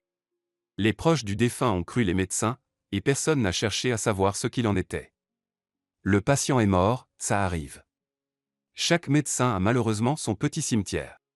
Calvin a continué à travailler dans le service. Son amitié avec Earl a pris fin une fois pour toutes. Mais Earl ne se sentait pas mal à l'aise, ni à cause de son ami disparu, ni à cause du type qui était mort sur la table d'opération. Il travailla comme avant. Et même à la fin de l'été, il reçut un diplôme d'excellent spécialiste. Gérald, qui s'était remis de sa maladie, est retourné au service. Il était au courant de tout, bien sûr, mais il se taisait aussi. Une seule fois, il a chuchoté à Calvin. Ne t'inquiète pas tant. Un jour, ils répondront de tout. En attendant, fais ton travail. Je serai toujours là pour toi. Et en effet, dans tous les cas difficiles qui ont suivi, Gérald était à son poste. Et Earl, malgré tous les diplômes et les honneurs, a fait preuve de négligence dans son travail. Mais personne ne lui en parlait, car il était plus coûteux de contacter le médecin-chef. En septembre, Earl décida soudain de partir à la montagne. Son père lui avait trouvé une meilleure place, au ministère. Edward comprit qu'il devait cacher son fils, le tenir à l'écart. Et si cette histoire sortait un jour? Et comme Earl ne serait plus là, elle serait oubliée. Henry prend bientôt la place du comte. Un homme sérieux, ancien de l'hôpital militaire. Et avec lui, sa femme, une chirurgienne. Barbara était une bonne spécialiste. Calvin expire un peu. Nous pouvons nous détendre un peu. Il a passé la journée à faire des opérations. Il s'est rendu compte qu'il allait bientôt devenir fou. Avec Henry et Barbara, ils sont même devenus amis. Les conjoints invitaient leurs collègues à leur rendre visite, racontant des cas intéressants de la pratique. Calvin se demandait comment, avec une telle expérience, ils étaient soudain arrivés dans ce village. Nous avons besoin d'argent, avoue Barbara en toute honnêteté, oui et d'un peu de repos. De toute façon, c'est plus facile à l'hôpital du village. C'est plus facile quand on a des aides, sourit Calvin. Eh bien, vous m'avez maintenant, dit Barbara en riant, et de toute façon, je me plais ici. Mais je ne comprends pas, qui est votre médecin-chef? Elle a l'air bien, polie, souriante, mais je pense que je devrais être plus prudente avec lui. Calvin acquiesce et ne dit plus rien. Le couple ne fait que se regarder l'un l'autre. Il y avait une autre raison pour laquelle Henry et Barbara étaient venus ici. La mère d'Henry, une femme âgée, vivait dans ce village isolé. Henry l'avait persuadée à plusieurs reprises d'emménager avec Barbara, mais en vain. La mère ne cessait de répéter qu'elle ne voulait pas s'éloigner de chez elle. Elle a donc dû l'accepter. Ils décidèrent de se rapprocher d'elle. Un jour, au début du mois d'octobre, Agatha a appelé Henry pour se plaindre que le poêle fumait. Henry était libre ce jour-là, et Barbara n'était pas de service. Laissant sa femme avec sa fille de 12 ans, il se rendit au village. Il s'est avéré que le poêle ne présentait aucun problème. La vieille mère avait juste un peu trop de charbon et avait bouché tout le fourneau. Une fois de plus, Henry entame la conversation. « Maman, viens vivre avec nous. » Henry est monté dans la voiture pour se rendre au centre de quartier et n'a pas pu démarrer le moteur. Henry est monté dans la voiture pour se rendre au centre du district et n'a pas pu démarrer le moteur. Il était difficile de quitter le village, où il n'y avait que cette ménage, par un autre moyen de transport. Il devait se rendre au travail le lendemain matin. Henri a essayé d'appeler un taxi, mais les chauffeurs du quartier lui ont dit qu'il ne se rendrait pas dans une région aussi éloignée pour de l'argent. Et il y a de la neige fondue dehors. Qui veut laver sa voiture après? Henri a donc appelé Calvin. Je peux venir. Je te conduirai à la station-service, accepte Calvin, mais je suis de service. Et si Barbara te remplace, hein? La fille peut être seule. Ce n'est pas une petite fille, demande Henri avec espoir, je ne saurais pas quoi faire. Calvin est d'accord. C'est ainsi qu'à 7 heures du soir, il quitta le centre de quartier. Il lui faut environ 1 heure pour faire l'aller-retour. Calvin a calculé qu'il devrait être de retour à 10 heures. La route qui sortait du centre-ville était lisse. Mais bientôt, l'asphalte s'épuise et la voiture s'ébranle sur le gravier. Maudissant les routes locales, Calvin poursuivit sa route. Il passa devant un village et tourna dans sa direction.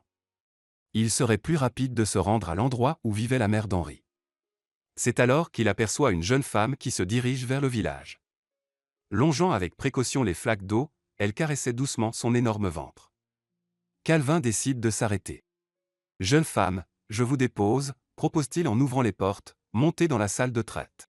« Merci », dit l'inconnue, confuse, « mais je ferais mieux de marcher, sinon je vais salir tous les tapis de la voiture. » Et elle fit un signe de tête à ses bottes, qui étaient couvertes de boue.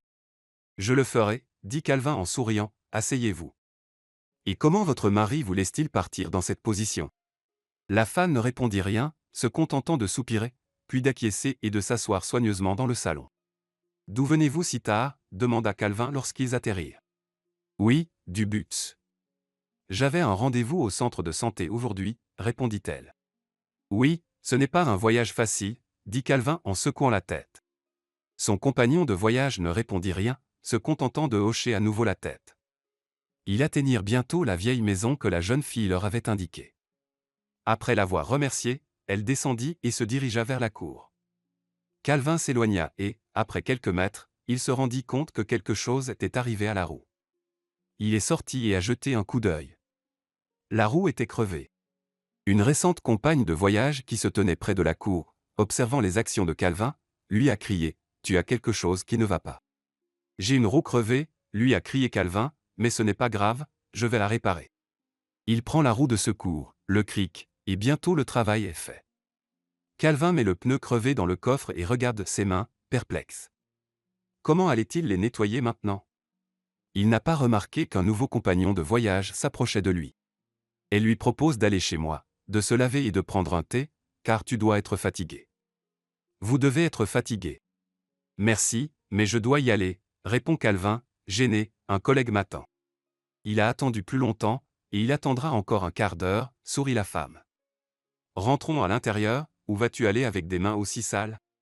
Oui, tu devrais prendre soin de tes mains, répond Calvin en souriant. La maison était simple. Trop simple. Il y avait de la pauvreté dans cet endroit.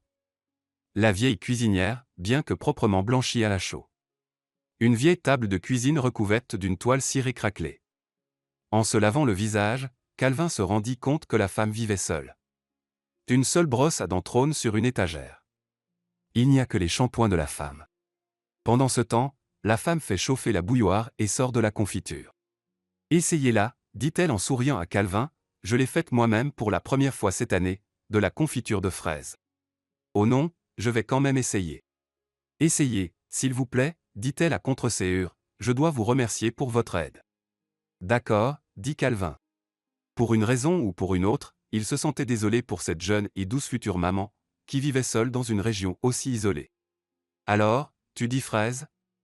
C'est mon préféré. »« Moi aussi. Je m'appelle Mélanie, au fait. » Calvin. Il s'assied à la table et sirote son thé. « Un thé délicieux, » complimente Calvin. « Je ne comprends pas, quel est ce goût familier? »« C'est donc du thym, » sourit Mélanie, « je l'aime aussi, et Samuel l'a beaucoup aimé. »« Où est-il » demande Calvin avec prudence, « pourquoi êtes-vous seul? »« Il est mort ce printemps. »« Le tracteur s'est renversé, il est mort à l'hôpital, » dit Mélanie avec amertume, en détournant le regard. Calvin suivit son regard. Mélanie regardait le mur à côté du meuble de cuisine. Dans un quart, il y avait une petite photo. En voyant qui y figurait, la main de Calvin trembla involontairement. Il reconnut le type qui était mort à cause d'une mauvaise anesthésie. Oui, Mélanie parlait justement de l'accident et de la mort à l'hôpital. Et c'était bien au printemps.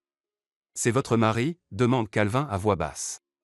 Oui, il ne se pardonne toujours pas de l'avoir laissé partir ce matin-là. Samuel n'a même pas su que nous allions avoir un bébé. Mélanie raconta l'incendie, le travail in extremis des hommes, l'accident. Calvin écoute, mais ne sait pas où poser les yeux. Il se sentait mal à l'aise dans cette situation. Il aurait pu faire quelque chose pour le pauvre homme, mais il n'a pas pu. Et maintenant, sa veuve était assise là et racontait l'histoire. Vous devriez savoir pour qui elle a servi le thé. Pendant tout ce temps, Calvin pensait qu'il était responsable de la mort de Samuel. Vous auriez dû appeler la région directement, argumenter, exiger. Qu'il s'en occupe plus tard. Mais ça aurait pu lui sauver la vie. Tu ne peux pas ressusciter le passé, dit-il finalement, ne t'inquiète pas tant. Tu dois penser à un enfant maintenant. C'est vrai, a murmuré Mélanie en essuyant ses larmes, sinon je deviendrai folle ici. Tu me pardonneras de te raconter ma triste histoire. Vous avez des affaires à régler et je vous retarde.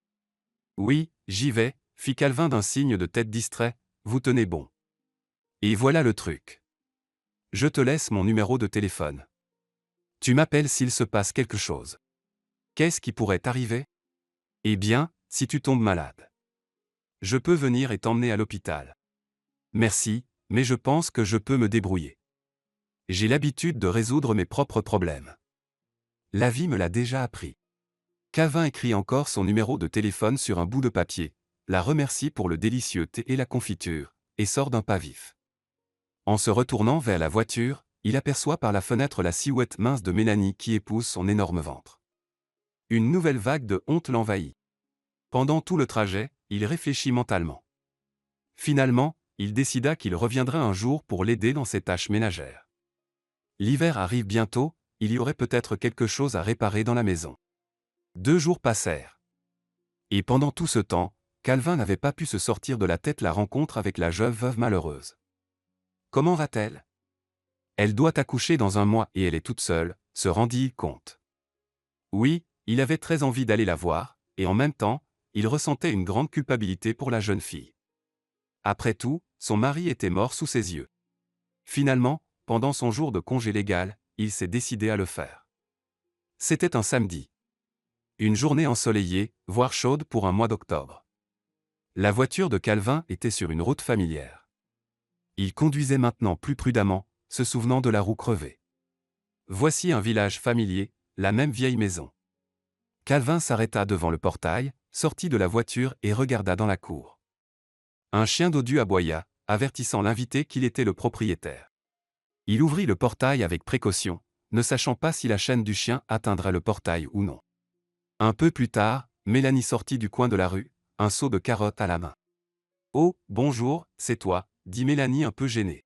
« Tu vas encore chez une amie ? » ?»« Non, j'ai autre chose à faire aujourd'hui, » dit Calvin, gêné pour une raison ou pour une autre, avant de reprendre ses esprits. « Pourquoi portes-tu des choses aussi lourdes ? Tu n'as pas le droit. » « Ce n'est qu'un petit seau, » sourit Mélanie, et il est temps de creuser les carottes de toute façon.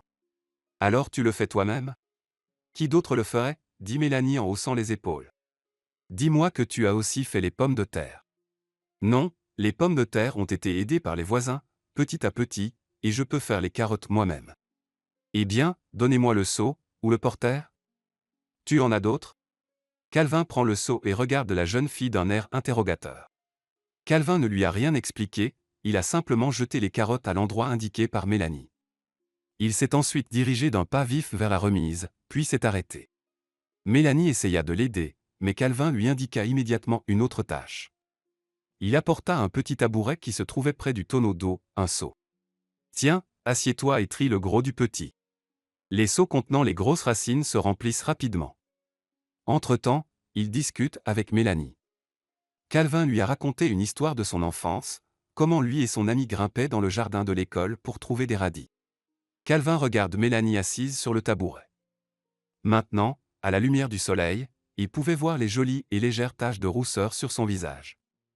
Ses yeux, si grands, bleus comme le ciel. Ses boucles blondes et tenaces. Mélanie les rabattait toujours avec sa petite main maigre. Elle était toute mince et délicate, comme une fille. Et seul son gros ventre lui rappelait qu'elle allait bientôt être maman. Mélanie, je peux te poser une question. Calvin posa la pelle un instant et regarda attentivement la jeune fille. Pourquoi es-tu là? Tu parles de ta mère, n'est-ce pas? Elle habite loin? Tu ferais peut-être mieux d'aller la voir maintenant. Le bébé arrive, ça va être dur de rester seul. Ma mère est très loin, dit Mélanie en faisant une pause puis en continuant, très loin, elle est morte quand je finissais l'école. Mon beau-père a réussi à s'emparer de sa maison, c'est un homme mauvais. Je l'ai fui pour aller en ville, puis j'ai rencontré Samuel. Mais Dieu n'a pas voulu que nous restions ensemble plus longtemps. Je suis désolé, c'est difficile pour toi de te souvenir? C'est bon, c'est bon. Que pouvez-vous faire si cela s'est passé ainsi? Où travaillez-vous? Je te parle de moi, mais je ne sais rien de toi. Calvin était confus, à l'hôpital. Vous êtes médecin? Non, je suis dans l'administration. Je m'occupe de la sécurité incendie, répond Calvin, qui se met à arracher les carottes avec une vigueur renouvelée. Calvin ne voulait pas dire à Mélanie qu'il était chirurgien.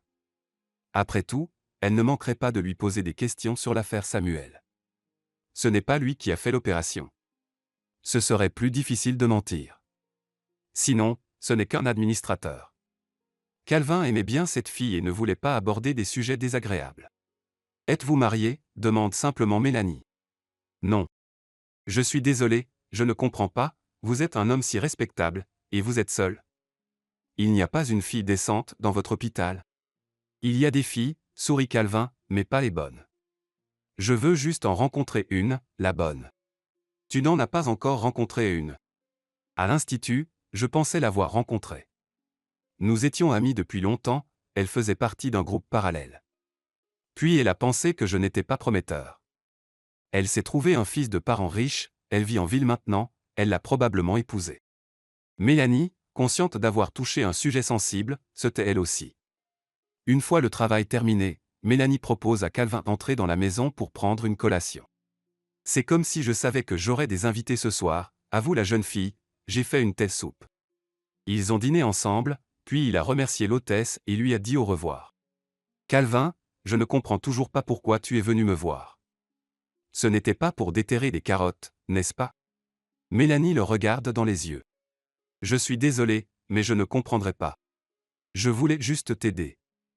Et tu vois la chance que j'ai, dit Calvin avec honnêteté, avant d'ajouter, Mélanie, considère-moi comme ton ami. Ça ne te dérange pas, n'est-ce pas? Ça ne me dérange pas, répond Mélanie en rougissant à peine. C'est super, sourit Calvin. Alors, tu as mon numéro de téléphone. Appelle-moi quand tu veux. Je viendrai dès que je le pourrai et je t'aiderai pour les tâches ménagères dont tu as besoin. Ils sont sortis par la porte. Ils discutaient, quand soudain un camion les a dépassés à grande vitesse sur la route, a soulevé de la poussière, a ralenti et a continué sa route. Calvin jura en secouant la poussière de sa veste, « Quel salaud! Vous ne pouvez pas rouler moins vite? Il fait exprès d'accélérer près de ma maison, soupire Mélanie, c'est le fermier pour lequel Samuel travaillait. Il se venge de moi. Une vengeance? Pourquoi? Se demande Calvin. Samuel a détruit son nouveau tracteur. Il m'a ensuite demandé de l'argent pour les réparations. Et bientôt, il a semblé se calmer. Maintenant, il est de retour. C'est un imbécile. Nous devons lui donner une leçon. Il va probablement se calmer. Je ne veux plus me frotter à lui. D'accord, tu m'appelles si tu as besoin de quelque chose. Calvin a fait un signe d'adieu et est monté dans la voiture. Mélanie lui rendit l'appareil. Et puis, en regardant la voiture qui partait, elle a pensé, étrange. Pourquoi est-il venu? Un ami. Non, ce n'est évidemment pas une mauvaise personne, mais c'est juste inhabituel. Hier, c'était un parfait inconnu. Et aujourd'hui, ils creusaient ensemble dans le jardin, si facilement, bavardant, plaisantant, triste.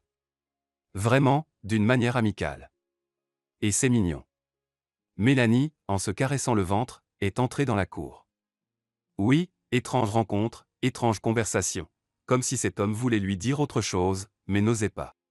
Calvin rentra chez lui en voiture et sourit avec satisfaction. Il avait beaucoup apprécié cette journée. Il avait travaillé, il avait rencontré des gens, et il était une fois de plus convaincu que Mélanie était une personne merveilleuse. Une personne à laquelle il semblait maintenant s'intéresser. 3 jours plus tard, Calvin a reçu un appel de Mélanie. Il venait de sortir de l'hôpital et rentrait chez lui quand il a reçu l'appel. On pouvait entendre dans sa voix qu'elle était très excitée. « Calvin, dis-moi, connais-tu un vétérinaire ou un médecin qui pourrait aider un animal? Je veux dire, tu travailles à l'hôpital. Qu'est-ce qui ne va pas ?» Calvin s'est arrêté en réalisant que quelque chose de grave était arrivé. Mélanie a du mal à retenir ses larmes. Je pensais au début qu'il s'ennuyait simplement. Il ne mangeait rien. Puis il a commencé à vomir. Et puis une voisine, la grand-mère qui habite de l'autre côté de la rue, est venue et a dit qu'elle avait vu Tristan jeter un morceau de nourriture par-dessus la clôture la nuit dernière. Il a dû l'empoisonner. D'accord, ne t'inquiète pas, j'arrive tout de suite, répond brièvement Calvin. En chemin, il se rend à la pharmacie et achète les médicaments et le matériel nécessaire. Il prévient ses parents qu'il rentrera tard. Ceux-ci pensèrent que leur fils avait encore pris du service et se contentèrent de soupirer lourdement. Calvin se précipite déjà vers la maison de Mélanie. Mélanie était dans la cour, à côté du chenil. Le chien avait grimpé à l'intérieur et ne voulait plus en sortir. Il grelottait et tremblait. Il se mettait en boule. « Tu es sûr qu'ils ont jeté du poison ?» demanda-t-il à Mélanie. La voisine ne pouvait pas mentir, dit Mélanie en essuyant ses larmes. « Calvin, tu t'y connais en la matière. Tu peux l'aider ?» Calvin se contenta de hocher la tête en guise de réponse. Bien sûr, c'est un médecin humain, mais les causes des maladies sont à peu près les mêmes pour tout le monde. Seulement, comment dire à Mélanie qu'il est chirurgien alors qu'il lui a déjà menti sur sa spécialité? Mélanie, je sais ce que je fais, répondit-il brièvement, allume la lumière du porche pour que je puisse mieux voir, et rentre à l'intérieur. Et s'il te mord? Ce n'est pas comme s'il te connaissait. Et de toute façon, il est dans un tel état qu'il ne peut pas ouvrir la bouche. Vas-y, je sais m'y prendre avec les chiens. Il sortit avec précaution le chien enchaîné de la niche. Le chien ne résiste pas et se contente de regarder l'homme avec pitié. Il était si mal en point qu'il semblait que la mort serait déjà une délivrance. On dirait que tu as vraiment été empoisonné, dit Calvin en examinant le chien. Et il commença soigneusement toutes les manipulations. 1 heure plus tard, il est entré dans la maison. En silence, il se lave les mains, les essuie avec une serviette. Mélanie s'assit à la table de la cuisine et le regarda d'un air interrogateur et anxieux. « Va-t-il mourir ?» demanda-t-elle enfin. « Je ne peux pas encore le dire, admit Calvin honnêtement, nous devons observer. J'ai fait le lavage, j'ai fait des piqûres d'antidote. Mais je ne sais pas de quelle sorte de poison il s'agit. Il faut faire des tests, bien sûr. Et j'aimerais faire une échographie, mais nos vétérinaires du centre de district n'ont pas d'équipement. Quoi qu'il en soit, espérons que les piqûres seront utiles. Je ferai autre chose pour lui demain matin. » Demain matin, dit Mélanie en rougissant un peu. Il est trop tard pour rentrer en voiture. Je vais te préparer un lit dans le couloir. Oui, je peux le faire dans la voiture. Et ce n'est pas la question, c'est juste que je dois faire d'autres photos dans la matinée. Je ne veux pas que tu t'approches de lui. Il va encore tressaillir, il va te faire du mal. Merci Calvin. Mélanie l'a regardé avec des yeux reconnaissants. Ensuite, ils ont dîné ensemble. Mélanie n'a rien cuisiné de sérieux, comme elle l'a dit, à cause de son anxiété. Elle a seulement préparé une salade et des pâtes. Mais c'était tellement délicieux que Calvin a été convaincu une fois de plus que Mélanie était une bonne hôtesse. Et puis, allongé sur le canapé, Calvin s'est dit qu'il fallait faire quelque chose pour cet agriculteur. Mais que pouvait-il faire? Lui casser la figure? Pourquoi? Le dénoncer à la police?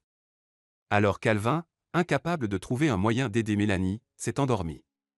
Il se réveilla à 6 heures et sortit immédiatement pour aller voir son patient à 4 pattes. Le chien l'attend sur le pas de la porte. Il se tenait debout, confiant, sur ses fesses. En voyant Calvin, il a même remué la queue. Calvin sourit, « Tu te sens mieux? Alors, nous avons bien fait de te soigner. » Il caresse la tête du chien. L'animal lui lèche timidement la main en guise de réponse, puis le regarde dans les yeux avec dévotion. Oui, se souvient-il, cet homme est un sauveteur, il est bon, il est à lui. Mélanie, il n'y a pas de problème avec lui. Je ne lui ferai pas de piqûre, se réjouit-il en s'adressant à la propriétaire qui s'affairait déjà dans la cuisine, tu n'as qu'à mettre le médicament que je laisse dans son verre. J'ai écrit sur le flacon le nombre de gouttes nécessaires. Donnez-lui ce médicament pendant 3 jours et appelez-moi s'il y a un problème. Je m'en vais. Comment? Mélanie est confuse, et le petit déjeuner? Mélanie, je dois rentrer chez moi, me changer et aller travailler. Tu te rends compte que je suis un employé de bureau? Je dois être habillé tout le temps, sourit Calvin avec ironie. Mélanie le raccompagne et s'interroge. Il y a quelque chose que Calvin me cache, finalement. Calvin est rentré chez lui et est arrivé à l'heure au travail. La journée s'est déroulée comme d'habitude avec les patients. Le soir, il a reçu un appel de service et ce n'est qu'à l'approche de l'heure du coucher qu'il a envoyé un message à Mélanie pour lui demander comment elle allait.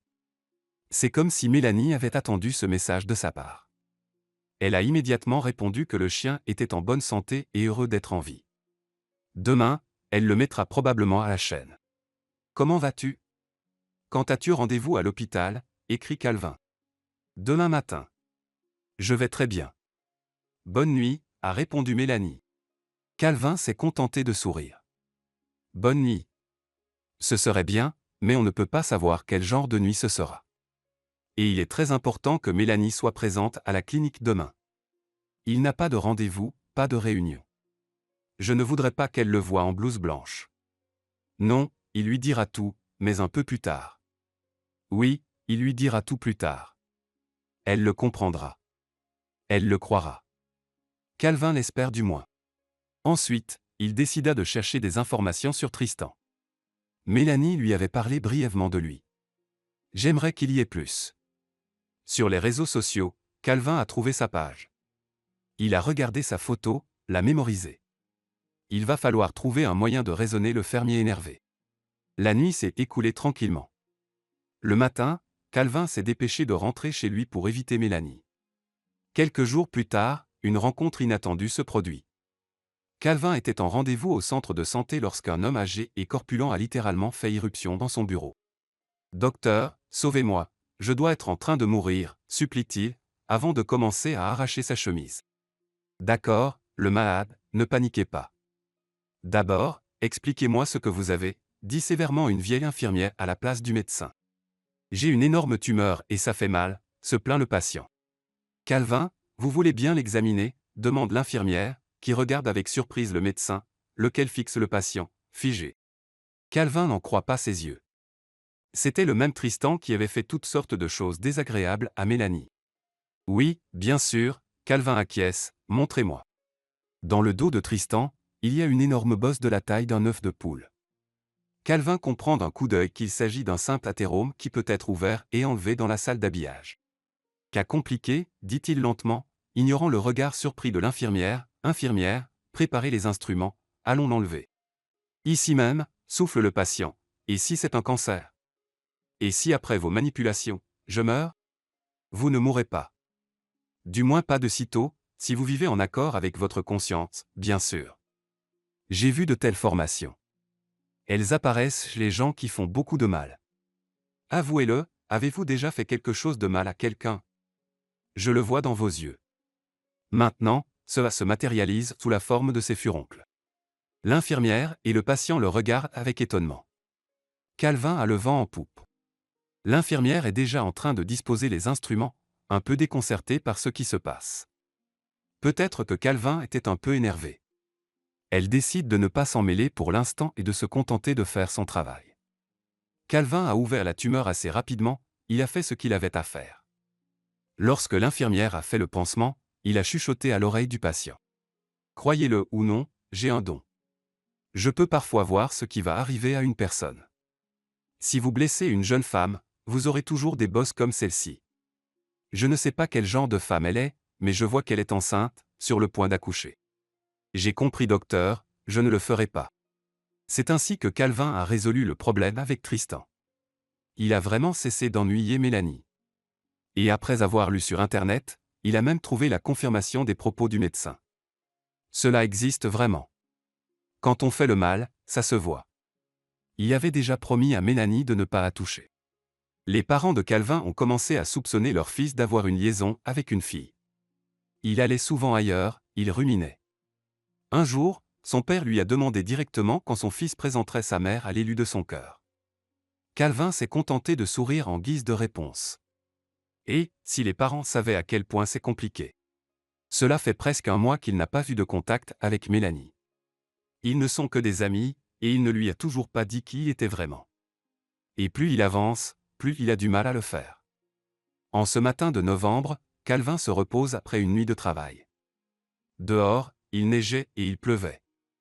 Il faisait froid dehors, mais chaud à la maison. Enveloppé dans une couverture chaude, il a entendu son téléphone portable sonner. C'était Mélanie. « Calvin, je suis désolé de te déranger, mais je ne sais pas quoi faire, entendit-elle dans le combiné. Mélanie parle vite, avec une sorte de déchirement. Calvin s'est rendu compte que le travail avait commencé. Calvin, l'ambulance dit qu'elle ne peut pas nous atteindre.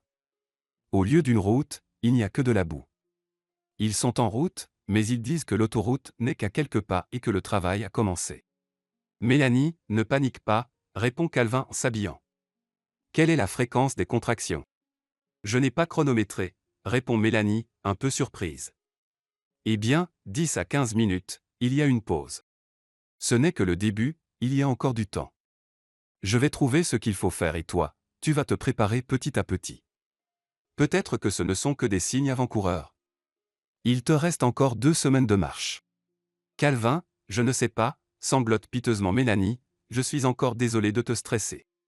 Arrête de t'excuser, calme-toi et attends, tout va bien se passer. Et Calvin est sorti de la maison en courant. Papa et maman ont entendu toute la conversation et se sont regardés. Qui donne naissance à leur fils?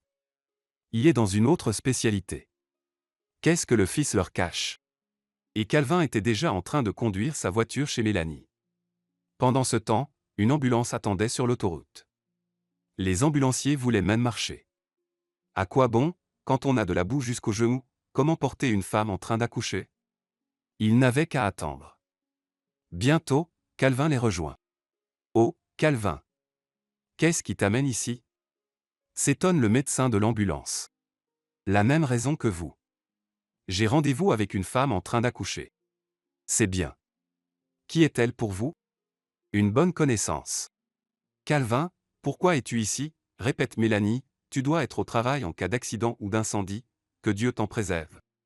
Calvin, depuis combien de temps êtes-vous au service des urgences? Je croyais que tu opérais encore des gens. Opérer comment? Souffle Mélanie, qui grimace de douleur en fixant Calvin. Calvin, en fait un jeune chirurgien plein d'espoir, répondit à nouveau l'urgentiste. Un chirurgien? Hurle Mélanie, mais pourquoi? Pourquoi m'avez-vous dit que vous étiez dans l'administration de l'hôpital? Plus tard, tout plus tard, lui dit doucement Calvin en lui prenant la main, ne t'inquiète pas, je t'expliquerai tout. Pour l'instant, tu ne dois penser à rien d'autre qu'au bébé. Le transport de Mélanie à l'hôpital a été rapide, sans autre péripéties. Calvin est resté à l'hôpital. Il ne pouvait pas rester à la maison quand Mélanie était en train d'accoucher. Toutes ses pensées étaient tournées vers elle. Assis dans son service, il remplissait le rapport en cours et s'imaginait comment elle souffrait en ce moment. Et chaque cellule de son corps semblait ressentir sa douleur. Calvin n'avait jamais imaginé que cela puisse être ainsi. Non, il ne pouvait pas s'occuper de la paperasse. Il jette son stylo, se lève et se rend à la maternité. Votre ami vient d'accoucher, lui dit joyeusement la sage-femme à l'entrée, un garçon de 3,755 cm. Calvin entendit cela et s'assit sur le canapé. Une vague de chaleur l'envahit. Un garçon, un grand garçon. Sa Mélanie est maintenant maman. Immédiatement, une note de doute a commencé à percer dans son esprit. Qui est-il? Juste une bonne connaissance. Ce garçon est le fils du type qui est mort sur son bureau, et il s'en souviendra toujours. Il regardera le gamin et se souviendra qu'il n'a pas pu aider Samuel. D'ailleurs, pourquoi penserait-il qu'il le regarderait? Parce que maintenant, Mélanie devra tout lui dire, et elle ne voudra pas continuer à lui parler. Ou peut-être ne pas tout dire? Oui, le chirurgien. Oui, il a préparé Samuel pour la chirurgie. Mais il n'a rien fait à temps. Je veux dire, c'était la vérité. Et comment se sent maman? Calvin lève la tête et regarde la sage-femme, qui se tient toujours à proximité. Bien, elle a été emmenée dans le service. Elle doit dormir. La pauvre a beaucoup souffert. La sage-femme a secoué la tête. Calvin se replongea dans ses pensées. Que se passera-t-il ensuite? Le lendemain, Calvin profite de sa position officielle pour se rendre dans la chambre de Mélanie. Il y avait 2 autres femmes avec elle, et l'une d'elles a d'abord salué Calvin. Il s'est avéré qu'il lui avait enlevé un ongle incarné plus tôt dans l'année. « Docteur, vous avez des mains d'or, mon doigt était presque indolore à l'époque et tout a guéri rapidement », dit-elle à cette occasion. Puis, faisant un signe de tête à sa voisine, toutes deux quittent lentement la pièce. Les jeunes mères ont compris que le médecin et Mélanie avaient besoin de parler. Elles se sont donc regardées de manière expressive. « Les filles, je ne serai pas long », les prévient heureusement Calvin. Mélanie était allongée sur le lit et ses cheveux bouclés étaient étalés sur l'oreiller, une épaule maigre apparaissant à travers une chemise de nuit de taille plus grande que la sienne. Mélanie s'en rendit compte et se couvrit honteusement avec le drap. « Alors tu es vraiment chirurgien ?» dit-elle pensivement en regardant Calvin, « pourquoi m'as-tu menti ?»« Je n'ai pas pu dire toute la vérité, admet Calvin, je n'ai pas pu m'en empêcher quand j'ai appris que c'était votre mari qui était mort dans ma salle d'opération. Non, ce n'est pas de ma faute s'il est mort, mais j'étais tellement désolé pour vous, et je voulais faire quelque chose pour vous aider. » Seulement de la peine? Au début, oui. Et puis?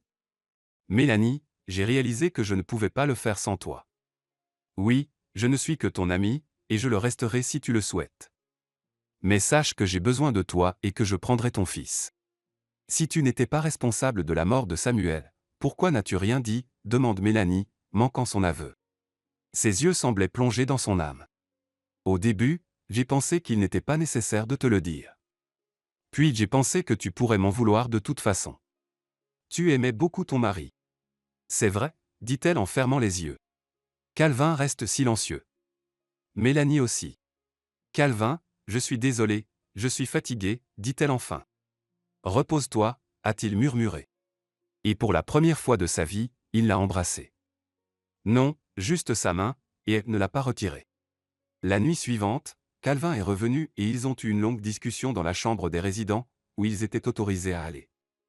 Oui, Mélanie en voulait à Calvin de lui avoir menti. Mais depuis le peu de temps qu'ils se connaissaient, elle s'était habituée à lui et l'aimait bien. Et avec tous ses faits et gestes, Calvin avait prouvé qu'il était un homme merveilleux. Et qu'il serait probablement un père merveilleux pour son Yann. Elle décida donc de donner un nom à son fils. De la maternité, Calvin l'a emmené chez lui avec le bébé. Dire que les parents de Calvin ont été très surpris est un euphémisme. Il n'avait jamais rencontré personne dans le village, et voilà qu'il amène sa femme. Et avec un bébé. Au début, la maman se méfiait de sa belle-fille. Mais avec le temps, le cœur de Sophia s'est dégelé. Elle s'est rendue compte que Mélanie aimait Calvin et qu'elle était une bonne hôtesse. 3 ans ont passé. Yann était déjà entré à l'école maternelle, Calvin travaillait également comme chirurgien à l'hôpital et Mélanie était inscrite à l'école supérieure de culture. Leur famille n'était qu'un modèle. Calvin et Mélanie forment un beau couple. Jeunes, beaux, amoureux. Beaucoup envient même leur relation, et rien ne laisse présager une tempête. Un jour, Earl est arrivé au village. Il travaillait toujours au ministère et était même un petit patron. Après cette histoire, Earl ne vint plus jamais rendre visite à ses parents. De plus en plus souvent, il venait le voir, mais là, il décida de venir lui-même. Son père lui avait appris que Calvin s'était marié. Édouard, bien sûr, reconnut dans la femme de Calvin la jeune fille à laquelle il avait, il y a quelques années, raconté d'un air triste les vicissitudes du destin et exprimé sa sympathie à l'occasion de la mort de son premier mari. Et maintenant, elle était la femme de Calvin. Il s'est d'abord inquiété, pensant que Calvin préparait quelque chose. Puis il s'est rendu compte qu'il ne pensait rien de tel et s'est détendu. Calvin travaillait bien, il réduisait au minimum ses interactions avec le médecin-chef. Il a également gardé le silence sur cette histoire. Je dois dire qu'il y avait beaucoup de situations ambiguës dans son travail. Y compris en ce qui concerne la rémunération des employés. Mais il s'en est tiré parce qu'il avait de bonnes relations au ministère de la Santé. Et maintenant, son fils y travaillait aussi. Le soir, après l'arrivée du fils, ils se sont mis à table pour un délicieux dîner, puis Édouard et Earl sont sortis sur la terrasse de leur belle demeure pour prendre l'air. Tout en discutant, ils abordèrent le sujet de Calvin. « Tu sais qui est sa femme ?» Édouard arrondit les yeux et secoua la tête. « Tu ne le croirais pas, c'est la femme de ce type qui est mort pendant l'opération. Vous savez, celui-là. » Vraiment, s'étonne Earl, Et pourquoi tout d'un coup? L'amour? Au début, je m'attendais aussi à une prise, mais maintenant je réalise que c'est définitivement de l'amour. Calvin est vraiment idiot d'élever l'enfant de quelqu'un d'autre et d'en être heureux. Définitivement un imbécile, dit Earl. Ils passèrent à d'autres sujets, et la question de Calvin et de sa femme ne sembla plus avoir d'importance. Mais pas pour Earl. Il réfléchit longuement aux paroles de son père avant d'aller se coucher. Alors, Calvin est heureux? Eh bien. Le matin, il décida de voir qui était la belle femme de Calvin. Il a trouvé Calvin sur Internet. Ils n'étaient pas amis, ils ne s'intéressaient donc pas à la vie de l'autre. Mais là, c'est différent. Earl a trouvé des photos de Calvin et Mélanie ensemble, il a vu leur fils. Heureux tu dis, siffleur la voix basse, et il a un plan. Il se dirigea vers le club, avec l'intention de parler à Mélanie et de lui dire quelque chose à propos de son mari. Earl était sûr que la jeune femme vivait dans l'ignorance que c'était Calvin qui avait opéré son mari. Mélanie fut surprise lorsque l'agent de sécurité l'informa qu'un inconnu l'attendait à l'entrée. Elle descendit. Présentable, solide, manifestement une sorte de supérieur, elle ne le connaît pas exactement. Je suis Earl, un camarade de classe de Calvin. On a travaillé ensemble, il faut qu'on parle. Je t'écoute, acquiesce Mélanie, un peu tendue. Que diriez-vous d'aller au parc, propose Earl. Mélanie acquiesce à nouveau. Et là, sur le banc, Earl avoua qu'il avait été silencieux pendant longtemps, mais que maintenant il ne pouvait plus se taire. Il devait ouvrir les yeux de Mélanie sur son mari. Votre mari est un criminel, dit Earl. Mélanie frémit et recula devant son interlocuteur. Vous dites des choses terribles. Je suis désolé, mais je ne veux pas vous écouter. Elle se retourna pour partir, mais Earl lui attrapa le bras. Tu sais que c'est Calvin qui a opéré ton premier mari? Je sais, dit Mélanie calmement, ainsi que le fait que Samuel est mort avant l'opération. Ses mains tremblaient ce jour-là, il avait la gueule de bois. J'ai tout vu moi-même parce que j'étais l'anesthésiste lors de cette opération. Je lui ai aussi dit de faire attention, s'il n'y arrivait pas, il valait mieux ne pas commencer. Nous aurions pu l'appeler l'ambulance aérienne. Mais il pensait pouvoir faire n'importe quoi dans n'importe quelle condition. Je ne vous crois pas, murmure Mélanie, pâle, Calvin ne boit pas et n'a jamais bu. En effet, après ce qui s'est passé, il a arrêté de boire de l'alcool. Mon père avait quand même de la peine pour lui. Nous sommes allés à l'école ensemble. Calvin avait des difficultés, mais il a quand même obtenu son diplôme. Nous sommes venus ici ensemble, mon père n'a pas fait d'histoire, le pathologiste a fait le bon jugement, c'est tout. Et moi, je ne pouvais plus travailler avec lui. Je suis allé en ville et j'ai trouvé un travail là-bas, je suis désolé de te dire tout ça, mais tu devrais savoir avec quel genre d'homme tu vis. Mélanie écoutait Earl, sans pouvoir bouger de son siège. Calvin était-il impliqué dans la mort de son Samuel, ou bien cet homme mentait-il? Et pourquoi aurait-il fait cela? Mélanie se souvenait de la connaissance de Calvin, de leur première conversation. Il ne lui avait pas dit qu'il était chirurgien. Oui, puis il lui avait expliqué pourquoi. Mais s'il avait menti la première fois, pourquoi pas la seconde? Mélanie commençait à croire Earl de plus en plus. Et puis, sans un mot de réponse, elle se retourna et courut en direction de la maison. Earl, qui était assis dans le parc, sourit d'un air satisfait. Maintenant, mon ancien ami va avoir de gros ennuis. Calvin prouvera le contraire, mais il ne le fera pas. Mélanie, emballant ses affaires à la hâte, sans rien expliquer aux parents de Calvin, s'est précipitée à la garderie. Puis, avec son fils, ils sont partis à l'étranger. Mélanie se rend compte que ce n'est pas une solution et qu'elle ne peut pas vivre dans une vieille maison, avec un enfant en bas âge, sans moyen de subsistance. Mais rien n'y fait, il faut qu'elle se calme, et qu'elle règle tout. Mais rester avec Calvin sous le même toit, elle n'en veut pas une seule minute. Oui, la maison était abandonnée, mais Mélanie avait commencé à la nettoyer le jour même, à la Ranger. Pendant ce temps, elle regardait Yann jouer tristement avec sa voiture au milieu de la cour envahie par les mauvaises herbes. Mais mieux vaut cela que de traîner avec Calvin. Calvin a reçu un appel de la mère de Sophia au travail lui annonçant que sa belle-fille s'était enfuie avec son petit-fils. Elle n'a pas voulu dire où. Calvin a essayé d'appeler Mélanie, mais le téléphone n'était pas disponible. Lorsqu'il a fini de voir les patients, il s'est dépêché de rentrer chez lui pour discuter de tout cela. En chemin, Calvin aperçoit Earl. Il était heureux et satisfait de sa vie, dans la voiture avec son père. Calvin a ses premiers soupçons. Il décide de composer un numéro qu'il n'a pas fait depuis des années. À sa grande surprise, c'est un ancien ami qui décroche le téléphone. Earl, c'est toi qui as dit quelque chose à Mélanie, demande Calvin sans plus attendre. Calvin, c'est bien toi, s'exclame Earl, heureux de t'entendre. C'est gentil d'avoir appelé. Earl, je te l'ai demandé. Mais j'ai vu ta femme, ma chérie. Oui, au fait, elle a été très surprise d'apprendre que vous étiez responsable de la mort de son premier mari. Désolé, je pensais qu'elle le savait, lui dit Earl d'un ton enjoué. Qu'est-ce que tu as dit? Les bajoux de Calvin jaunissaient en entendant ça. Qu'est-ce que tu inventes? C'est la pure vérité, tu le prouves, Earl, en riant, a laissé tomber la conversation. À la maison, il lui fallut beaucoup de temps pour s'en remettre. On l'avait fait passer pour quelqu'un d'extrême, ce qui n'était certainement pas de sa faute. Et Mélanie l'a cru. Comment lui prouver qu'elle a tort? Jasper, voyant la souffrance de son fils, lui propose de parler franchement. Et Calvin lui a tout raconté sur les détails de l'opération. Jasper écoute, se tait. Il y a longtemps que nous aurions dû faire la lumière sur cette famille, finit-il par dire, mon fils, il y a un plan. Jasper lui a dit que le fils de son collègue était impliqué dans des enregistrements vidéo. Y compris des enregistrements clandestins. Nous pourrions le persuader d'installer une caméra, puis d'appeler Earl et de le mettre au défi d'avoir une conversation franche. Et Mélanie, quand elle l'apprendra, se rendra compte qu'elle a eu tort de croire à toutes ces absurdités. Mais où installer la caméra? Où appeler Earl? Michael, le responsable du tournage, a trouvé une solution. Dans le salon VIP, leur café le plus célèbre du village. Il y a moins de monde, on peut se détendre et dire ce qu'il ne faut pas.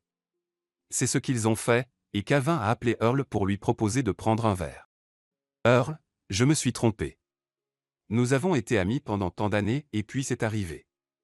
On va se réconcilier, hein, dit Calvin en rappelant Earl. Tu es invité dans notre meilleur café, c'est moi qui régale. Calvin savait qu'Earl, un profiteur, allait forcément mordre. Et c'est ce qui s'est passé.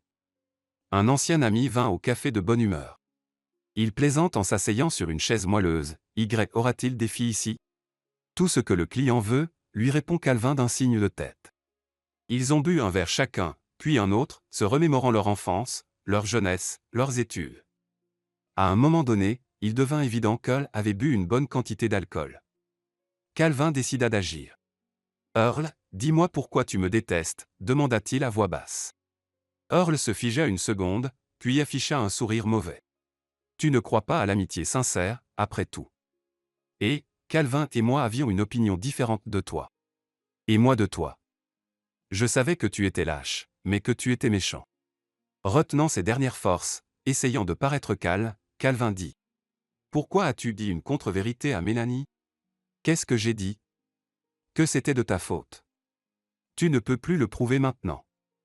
Et ton imbécile l'a cru. Quoi, elle t'a quitté? S'est enfuie? Où est votre bonheur maintenant? Il a éclaté comme une bulle de savon.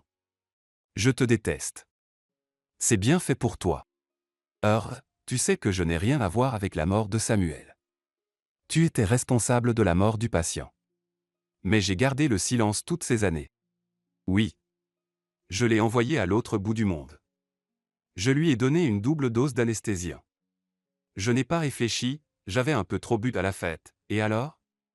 Mon père m'a couvert de toute façon. Et toi, quel noble homme tu es, il n'a pas dit un mot. Maintenant vous allez avoir ce que vous méritez pour votre silence. Votre femme vous a quitté. En plus, je vais informer la presse qu'un tel médecin travaille. Ça va faire mal au médecin-chef aussi. Nous avons de sérieux clients. Et toi, imbécile, tu ne seras jamais propre pour le reste de ta vie. J'en ai assez de toi. Earl partit en titubant et se dirigea vers la sortie. Calvin reste assis. Il est choqué. Pendant toutes ces années, il n'avait pas réalisé à quel point Earl le détestait. Et pourquoi? Parce qu'Earl semblait tout avoir, l'opportunité et la richesse. Ce qu'il n'avait pas, c'était la chose la plus importante, l'intelligence. C'est probablement pour cela qu'il détestait Calvin. C'était un bon coup. Calvin réfléchit longtemps à ce qu'il allait en faire et décide de consulter Henry. Son collègue, bien sûr, s'est longtemps demandé ce que Calvin avait gardé sous silence pendant si longtemps. puis il a admis qu'il était difficile de parler de ces choses-là quand on n'avait pas de défense derrière soi. Je n'aimais pas le médecin-chef au début, ajoute Henry, avant de suggérer d'apporter les images à la commission d'enquête, qu'il fasse le tri. S'il considère qu'il s'agit des délires d'un homme ivre, qu'il en soit ainsi, et si l'affaire se poursuit, Edward s'envolera de sa chaise à la vitesse du son. Et je serai probablement jugé, suggère Calvin. Je ne pense pas que ce soit le cas.